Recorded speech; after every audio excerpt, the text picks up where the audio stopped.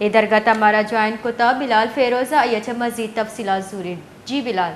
जी बिल्कुल, क्वेटा का इलाका है मगरबी बाईपास के करीब मेंगलाबाद, जहां पर जो है एंटी नारकोटिक्स फोर्स ने जो है एक बड़ी कार्रवाई जो है अमल में लाई है और एक ट्रक जिसके ऊपर जो है एक सीमेंट मिक्सचर की मशीन भी लोड हुई थी, उस ट्रक और उस सीमेंट मिक्सचर ट्रॉली के अंदर से जो है 2.25 टन से ज्यादा जो है मंशियात बरामद की गई। 330 किलोग्राम जो है चर्च ट्रक पर जो है नस्ब सीमेंट मिक्सर मशीन में बनाए गए खुफिया खानों से बरामद की गई। और इस ट्रक के साथ साथ जो है एक गाड़ी भी मुलविस थी, जिसके अंदर जो है 2 अफराद जो ट्रक का जो रूट था उसको क्लियर करवाते हुए जा रहे थे।